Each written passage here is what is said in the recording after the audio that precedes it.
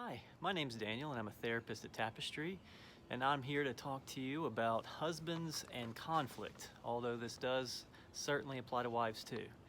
By the way, if you like this video or like any of our videos at Tapestry, please hit the like button at the bottom of your screen.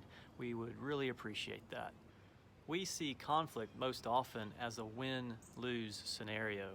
We either feel like we have to win the argument at all costs, or we feel like we lose the argument every single time. Conflict doesn't have to be about winning or losing. A more productive goal would be understanding. The problem getting to understanding is that for men and women too, there often is a battle waging within us between the emotional center of our brain and the cognitive center of our brain. We would rather emote than listen to what's being said. So why is listening so hard? I'm going to use some movie clips to illustrate how the emotional center and the cognitive center work. This is the cognitive center of our brain, Steve Austin, the $6 million man.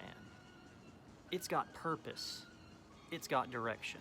And this is the emotional center of our brain, played by Quicksilver. It's going all over the place.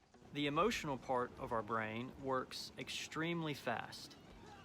The cognitive center of our brain is far, far slower. When the emotional center of our brain is overloaded, the cognitive center of our brain is essentially shut down. A good rule of thumb is that the more emotional or angry you are, the dumber you are. And if we're being really honest, men, the emotional center of our brain, deep down inside, looks a lot like this.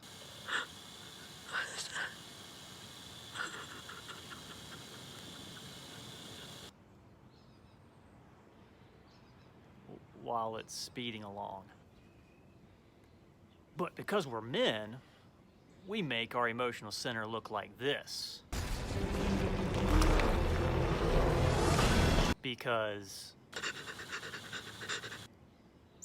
is way more vulnerable looking than. And I will not be bullied by that.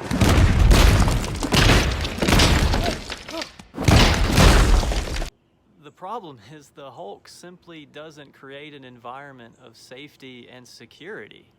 It's a defense mechanism. For example, if an apology is in order, this...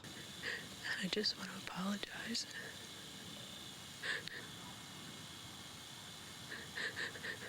And I'm sorry to everyone. would look a heck of a lot better than this. Puny God. The challenge is to sit in the vulnerability. Take the time and sit and listen and focus on your spouse. It doesn't have to be about winning and losing. Let's make it about understanding.